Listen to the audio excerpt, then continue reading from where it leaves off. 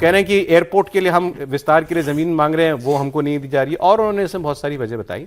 फिर अखबार ने नीचे कैप्शन में ये लिखा है, भास्कर के सवाल पर कैलाश बोले, ये हमारा आंतरिक विषय है, पार्टी में बात चल रही है, मुझे नहीं मालूम ये आपको ये खत कैसे मिला। ये उनका रिएक्शन है कि हमने इनसे जब बात की तो ऐसा कहा। लेकिन इसके बाद कैलाश विजयवर्गीय जी ने एक सार्वजनिक रिएक्शन दिया है, वो आप देखिए। पता नहीं कहां से जानकारी मिली आपको सर, ऐसा आपको कहां से जानकारी मिली? ऐसा एक समाचार पत्र है उसमें ये छापा है। तो समाचार पत्र वालों से पूछे ना कि कहां से आए, सही है कि गलत है? क्या लिखा है आपने पत्र? ये पत्र, ऐसा कोई पत्र लिखा है आपने मुख्यमंत्री पर लौट से संबंधित? मेरे कोई जानकारी नहीं। अरे गजब कर दिया सर, आपने पत्र लिखा है कि नहीं लिखा उस पर भी वो कह रहे हैं मुझे जानकारी नहीं है। नहीं तो उन्होंने ये नहीं कहा ना कि मैंने नहीं लिखा। अब समीर जी बताएंगे, वो कह रहे हैं मुझे 2.5 साल से केवल असहयोग, उपेक्षा और विरोध मिल रहा है। चिट्ठी लिखने के बाद मुख्यमंत्री जवाब भी नहीं देते।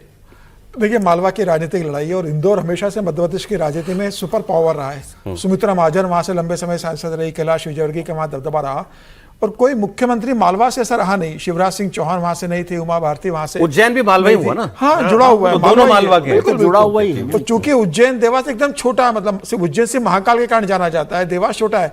इंदौर आर्थिक राजधानी रहा, सब बड़े लोग इंदौर में थे, तो इंदौर का हमेशा राजनीति में दबदबा रहा, मध्य प्रदेश की राजनीति के अंदर पॉलिटिकली भी रहा और फाइनेंशियली भी दबदबा रहा। अब मोहन यादव उज्जैन से मुख्यमंत्री बन गए, तो मोहन यादव को लगता है कि भाई उज्जैन मेरे लिए प्राथमिकता है, वो उज्जैन को बढ़ा रहे हैं, वो उज्जैन को आगे बढ़ा रहे हैं। कैलाश विजयवर्गीय को लगता है कि भाई मैं इंदौर का सबसे बड़ा लीडर हूं। जब इंदौर के प्रभारी मंत्री की बात आई तो मोहन यादव ने अपने आप को प्रभारी मंत्री उज्जैन का इंदौर का बना के रखा, किसी को प्रभारी मंत्री बनाया नहीं। और कैलाश विजयवर्गीय नगरीय निकाय मंत्री है, सारे नगर निगम उनके अंडर आते हैं। उनकी शिकायत यह भी है कि भाई उनसे बिना पूछे अधिकारियों का ट्रांसफर कर दिया जाता है, कोई दूसरे अधिकारी उनके यहाँ पर पोस्टिंग कर दी जाती है।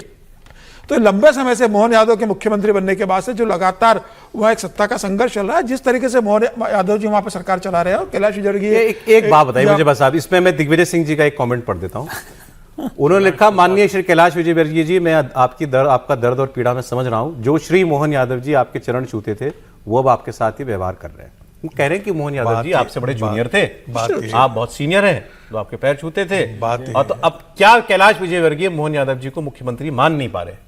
ये इतनी बात है? नहीं, मुख्यमंत्री तो मानते हैं, ऐसा नहीं है, लेकिन एक लंबे समय के बाद मुझे लग रहा है कि नाराजगी सार्वजनिक हुई है। जिस तरीके से अमित मंडलोई ने आज स्टोरी ब्रेक की है, अब यह सार्वजनिक हो गया। अब कैलाश विजय अकेले तो नहीं है भाई, ऐसे और भी हैं, प्रहलाद पटेल भी है जो उनको मुख्यमंत्री नहीं मानते, सीनियर लोग, सही सीनियर लीडर है जो उनको नहीं मानते। ना मुस्कुराइए, इतना कह दीजिए।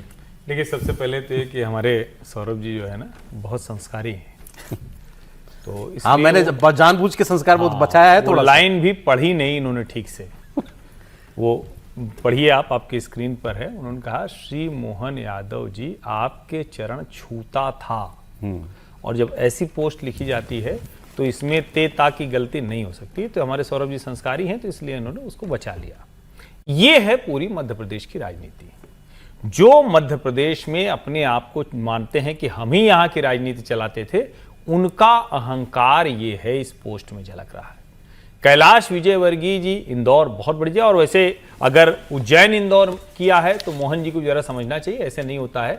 इंदौर के सैटेलाइट टाउन के तौर पर जाना जाता है, सिटीज जैसा मतलब 60 किलोमीटर की दूरी है। लोग इंदौर रुकते हैं, उज्जैन महाकाल के दर्शन करते हैं, चले आते हैं। और जब सिंहस्थ कुंभ भी हुआ तो मतलब उसके तुरंत बाद में गया तो बड़ा आनंद आया, क्योंकि एक सड़क बढ़िया outer ring road Shivraj ji ने बनवाई थी, जिसमें बड़ा आनंद आता था। अब सवाल यहां यही है कि क्या इसका दूसरा पहलू जिसपे बात नहीं हो रही, क्या ये सब जो लोग हैं ये मोहन यादव की कुर्सी खाने के लिए ये सब राजनीति कर रहे हैं?